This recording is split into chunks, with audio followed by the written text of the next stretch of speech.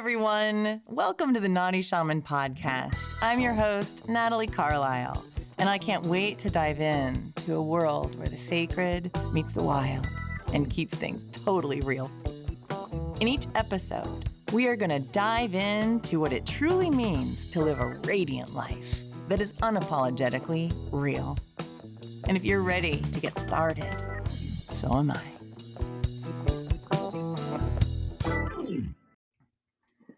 Hello, everybody. This is Natalie Carlisle with the Naughty Shaman podcast. I am so happy that you are joining me again today. I have some stories to share about my amazing birthday weekend. And so I had the good fortune of experiencing so much art this weekend for my birthday in Philadelphia. And this episode is going to be about how art influences our soul and informs us about life. And so let's dive into some of the ways in which art can change our lives and inspire us and heal us. So, like I said, this weekend was my birthday weekend, and it's kind of my birthday month. You know, the whole thing gets celebrated with different groups of friends and family. And so this past weekend, I was with my daughter in the great city of Philadelphia. And I don't think I've ever spent much time in Philadelphia. And it was fantastic because she is a music junkie. She's in the chorus and loves to sing and loves musicals and music theory. And so we explored the city from a historical perspective, and that was amazing as well. To see all the Georgian and all these wonderful architecture structures that are down in the historic village or the historic center of Philadelphia. But we also had the good fortune of going to the Museum of Art in Philadelphia, where we got to see Van Gogh and I'm trying to think Cézanne and some of the other Impressionists, and just amazing historical works of art and Revolutionary War works of art and spatial furniture, modern art. It was an incredible experience to be at the Museum of Art there. And it left me feeling, it started to crack open something inside me, this tour through the art. And it reminded me how much I love to draw, how much I love to experience art. And I have not taken the time out of my life and my, kind of addiction to working, or at least worrying about work and thinking about work and doing fun and family. And I just haven't plugged in to the artistic side of me in quite some time. And so over the weekend, the journey began here in the art museum of sort of softening the shell that I had begun to create between me and life. And I didn't even know it was there. And that was the gift in the beginning of this weekend experience with art, is that it began to reveal something in my soul that I didn't even know was there. This thin wall between me and life, and experiencing the gut-wrenching charcoal drawings of morphine addicts in Paris, and these dark sketches of ravens, and these bright colors of the Impressionists, and the Poplars by Monet. It really opened something inside of me that had been missing. And so I continued to get curious about this. I was like, what is opening up inside of me? I didn't even realize I'd had this sort of shell around me to life, to all of life, to love, to meeting people, to conversations. Like I was doing those things, but there was this slight barrier between me and everything else and everyone else. And so as I continued to go through the weekend, it was really busy, really fun. But the next night, and this is one of the main stories that I wanted to share with you. The next night, oh my gosh, we had the amazing good fortune of having first row on the balcony to see the orchestra, the Philadelphia Orchestra. which is an award-winning orchestra, one of the best orchestras in the world. And it was being directed by a director with the first name of Yannick. And he is just so animated, and you can tell he embodies the music and feels each movement of the symphony. He was incredible to watch. He was an artist in ways I can't even describe. The way he moved and moved the air around him and shaped the music out of this orchestra was just incredible to watch and incredible to feel. The music, live music, and especially for me, symphonies and orchestras and choruses, especially in those live music moments, you can feel the music in your skin, through all of your senses, in your spatial awareness. It fills up the space around it, so you can almost breathe in music when you're in these amazing auditoriums that are perfectly constructed for sound and resonance. And so this experience of this symphony on that level alone, I had a visceral reaction to it. And I felt more and more of any barrier between me and my heart and life starting to diminish even more. Just the softening of my soul, of my body began to happen just from being in the presence of live music like this.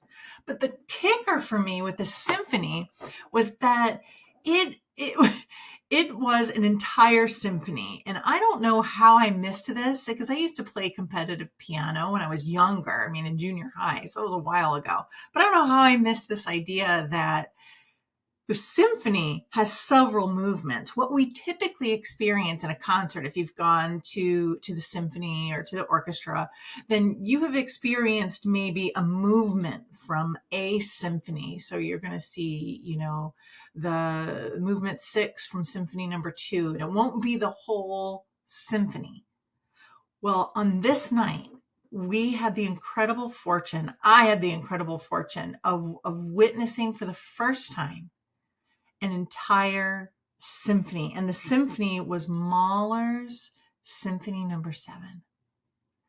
This symphony and the journey that Yannick took us on was epic. It's the only thing I can say. And I was exhausted. I'd been up all night the night before, whatever, but it was captivating. So this music was going through, the soft beginnings of the phrases with flutes and woodwinds. And then it would get into this huge crescendo with the brass and the bass clarinets and the percussion. The timpani was like a life of its own in the back of the chorus. And so there were these wild movements. And then there were these soft, delicate, made me cry. I didn't even know, but it was like the music was talking to me, and it was making me weep and feel the sadness inside me, feel the grief inside me. And then it would take me into the next movement. And each time it was like, oh my gosh, is this the ending? Is this the end? It feels like the crescendo to the end. And then it would pop off, and then a new movement would begin, and off we would go on another journey in the symphony with Yannick, deeper and deeper and deeper into our own experience of incredible hope and joy, and then the deepest, most intimate love and the sweetness and tenderness of those experiences. And then the wretched grief of being ripped apart from these experiences into this clunky, chunky, discordant, is that the word? Non-harmonious experiences. It was absolutely incredible. And so seven of these little chapters or movements in the symphony where it was like, oh, is this the end? No, oh my God, it's not the end. And then, oh, is this the end? And oh, the grief. And then, is this the end? And oh, the blinding hope. And then finally we get to this end, and the crescendo lasted forever. And at the end of the symphony, I stood, everyone of us was 2 hours. 2.5 hours actually of music, of just music taking you on this journey. And it was so profound for me because the symphony was almost, to me at the end, a map of life. It was a map of life. And I know this sounds like so new age crazy stuff, but the symphony provided a map of life for me. This was my individual experience, but I haven't even researched. I'm going to do that after I make this podcast. But right now is just the pure raw excitement and experience of the Philadelphia Orchestra. But to me, the symphony spoke of life and love and how no one can escape it. No one can escape the raw feelings that are available when we are alive in life and awake in life. And it touched me because this is something I talk about all the time with all of you, is how do we stay awake to our lives, and how do we stay awake to the emotions and the emotional textures in our lives, and how do we stay awake to one another in our experiences. And here this symphony, this unexpected place, showed me a new layer of depth in terms of how I could experience life even more. It alerted me to my own barriers to loving, to living. And I wept at the end of this. Just tears and smiles. I was so happy, and so many tears just weeping down my face for life, for this journey that we are all on together, and how tragic it is, and how epic it is, and how beautiful, blindingly beautiful it can be. And that is the journey. And it reminded me of how I have a habit of sometimes ruining my experience of life with the expectations of how I think life ought to be, should be. And I preach against shoulding all over yourself all the time. And the reason I do that is so that I can hear myself and remind myself to stop with the shoulds, because I still inherited so many patterns of should and ought to. And it was refreshing to be in the presence of this art and this artist and all of these amazing artists in the orchestra that became a singular unit of transformation for me. And I'm so grateful for the arts. And it concerns me that arts and humanities are making their way out of our education. And I don't want to be political about it. I want to be rational about this, because what the arts and the studies of arts and the humanities and in things like English and history and social studies and geography and all these things, they help us access a part of our brain that contains a deep part of our humanity, a deep part of our tenderness, a deep part of our compassion and understanding for one another. And it contains, in that part of our brain that we don't use unless we have the humanities and the arts, is the part of our brain that helps us think and see the journey, the logic behind it all that's a little chaotic. There's a chaotic logic to life that the arts help us see. And I believe that when we do experience art and read books and read novels, not just books, but novels, and read biographies and read these works of art. Not, I love Nora Roberts, don't get me wrong. It's the best beach book going around, or those wonderful romance novels. And it's an art form in its own way. But when we get into the more classic realms of art and the layers in which they can show us, reveal parts of our soul, that is profound. And that is a part of our brain that I find atrophying in our culture, and it worries me. I want more art, more humanities, so that we can continue to grow our way of seeing the world symbolically, our way of communicating the depths of our soul, our way of feeling and experiencing life. And the other thing that it teaches, especially in the realms of English, is it teaches us cognitive thinking, how to think for ourselves, how to claim our own experiences in life, which is truly what Naughty Shaman is all about, is to reclaim or claim for the first time your own experience of life and to claim it as valid and important and not trivial. And these are the gifts of the humanities and the arts. So that's not even the end of my epic birthday weekend and all of the insights. The next night, my daughter Kaya and I went to see Hadestown, which is a Broadway musical. So it's musical theater. And we saw it in Philadelphia with the play, the what do they call them? The troupe, the players, the actors that were in Philadelphia. So there was one Broadway actor there, but most of the artists came from the Philadelphia area for this production of Hadestown. And, the Greek mythology of Hades and Persephone is what it is based on. And then there's the next chapter of that story of Orpheus and Euripides. I can't remember her name, but I think it's something like, something like that. But anyway, this classic love story. And it happens in the underworld. So Hades is the lord of the underworld. And he sees Persephone, up Lala in the springtime, so gorgeous. And like all the Greek gods and Roman gods did back in the day in the stories and legends, is he fell in love with her, crept up Earthside from the underworld and snatched her down into Hades, where she would be married to him and remain his queen. And so she was queen of the underworld. And the story wasn't about that. That's what most of us hear about. The story was about the next part with Orpheus and his lover. I can't remember if it was Euripides. I can't pronounce her name right now, but you can look it up. Anyway, the story was so incredible because it's a tragedy.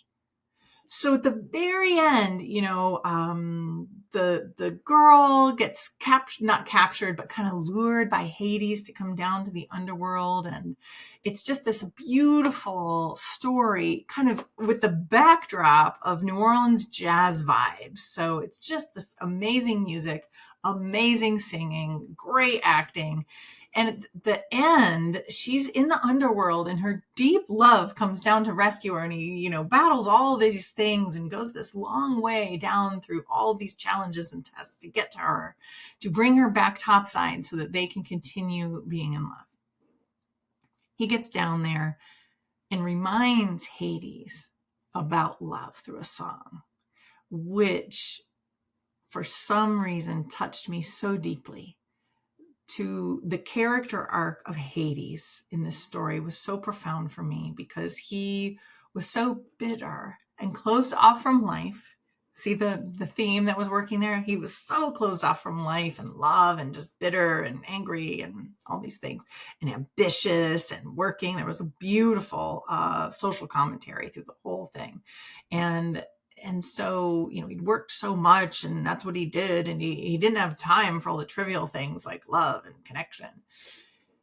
And then this young man reminds him of love and reminds him of connection. And he softens.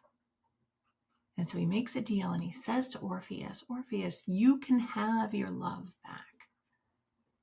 But I don't want to appear weak to my people here in Hadestown. So you can have your love back, but here's the catch. You have to go, both of you, walk back topside. But you have to walk in front of her, and she walks behind you. And if you look back, she will be mine forever.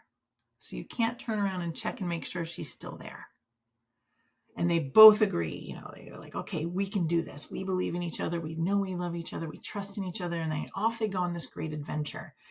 And it's a long road back up through many challenges, very dark.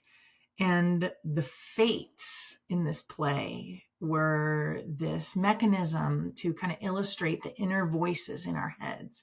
And so the three fates come in and they are telling Orpheus all these things like, who do you think you are leading these people out of Hades? And how can you believe that this person loves you? Really? You're just a poor guy from the wrong side of town. And why would she be following you?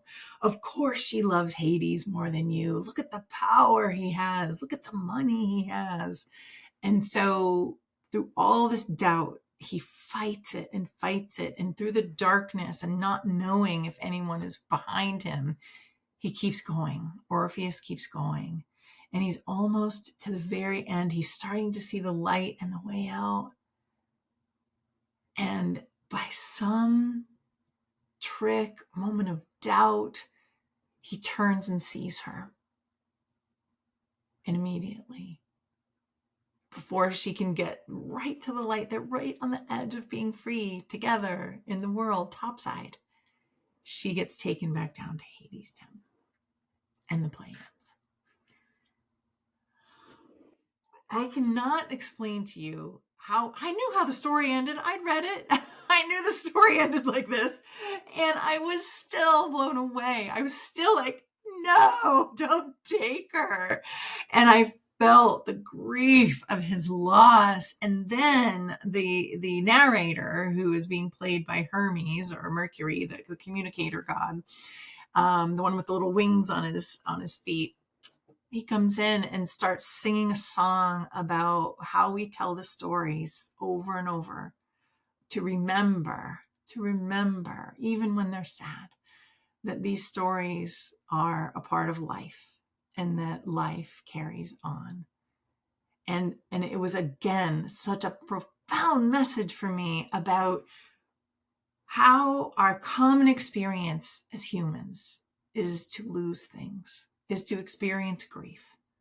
Whether it's the loss of a dream, the loss of what you think love is, the loss of who you think you are, or the real loss of a loved one, or of a job, or of a home, of money, of all the things we can lose as humans, and how sad and how much that can fill us with grief. And still there's music, and still there's art, and still there's reason to get up again and go again and begin a new story again, taking the risk, not knowing how the story will end.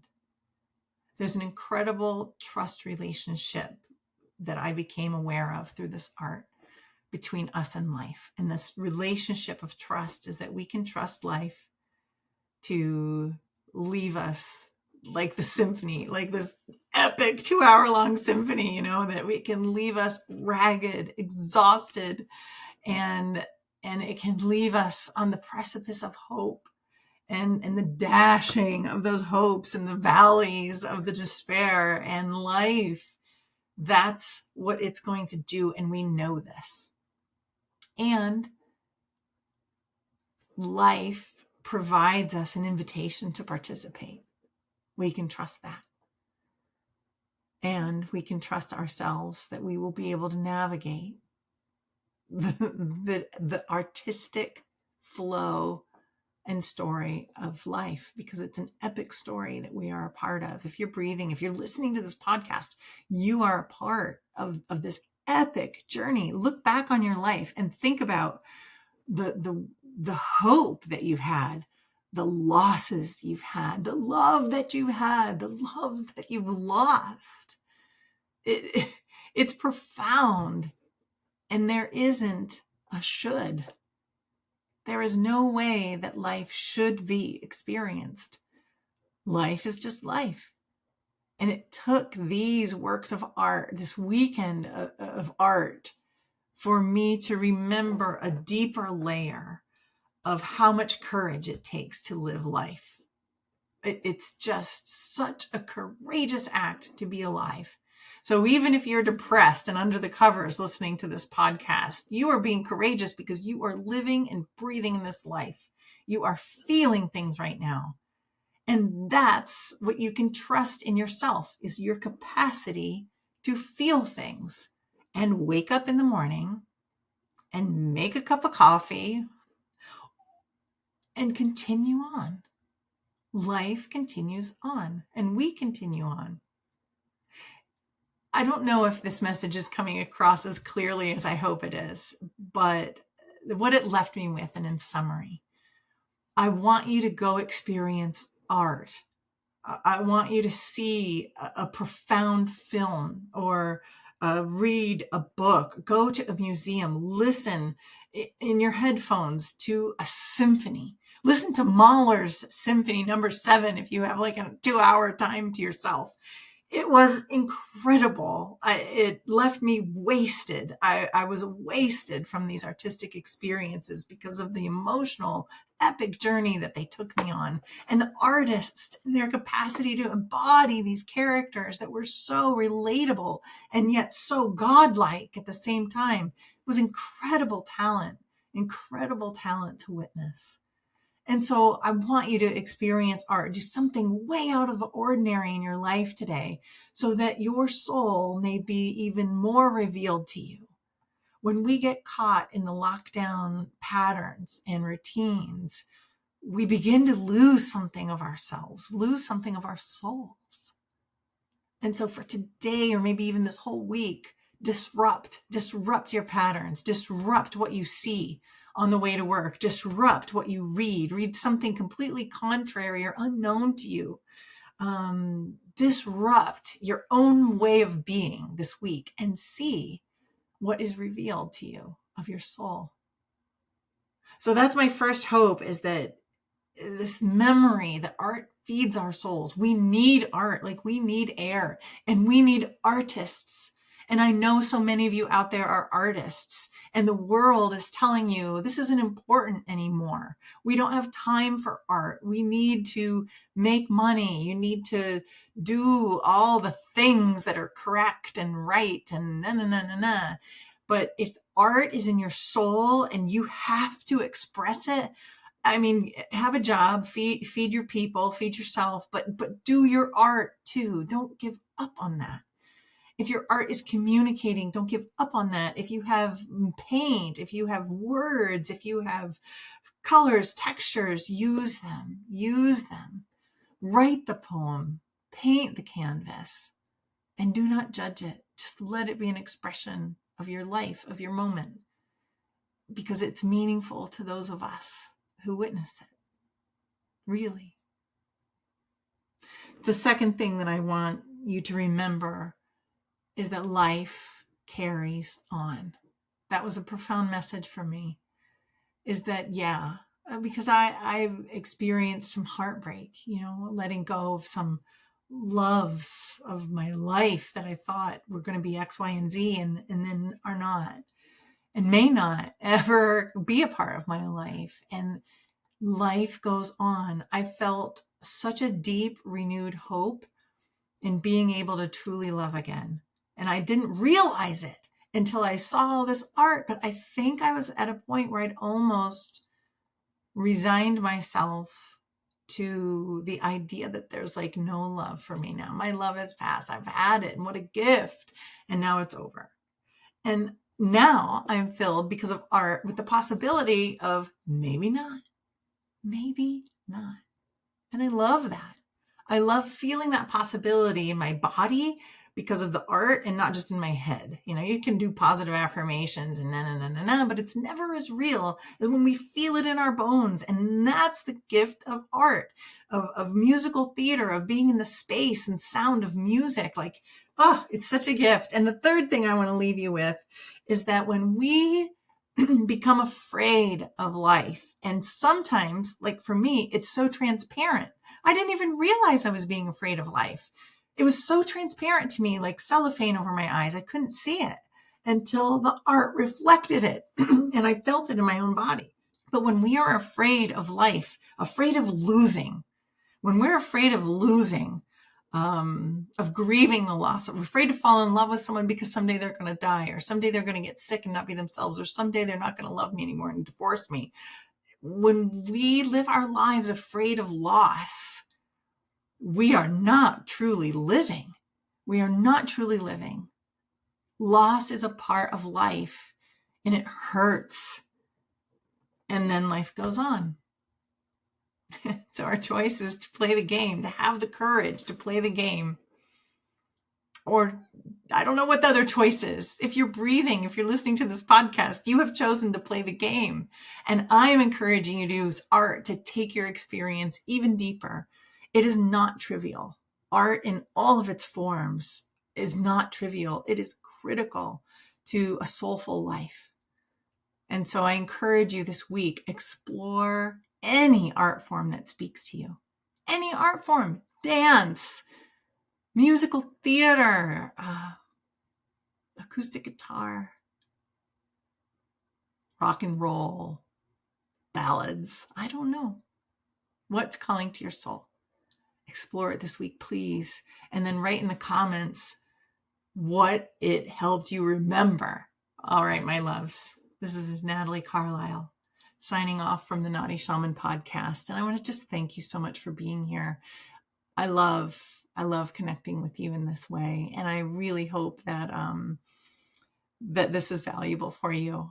Okay, go witness some art, my darlings. And I will see you on the flip side. I can't wait to hear about your experience and what is revealed to you of your soul. Thanks for tuning in to the Naughty Shaman podcast, where we like to keep the sacred a little bit wild, a little bit artsy, and totally real.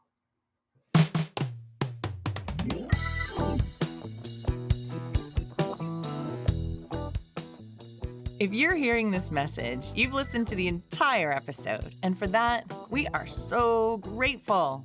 Please reach out to us. Let us know what topics you'd like to see covered in our future episodes. Get in touch in the comments because we love to hear from you. And you can reach us on social media.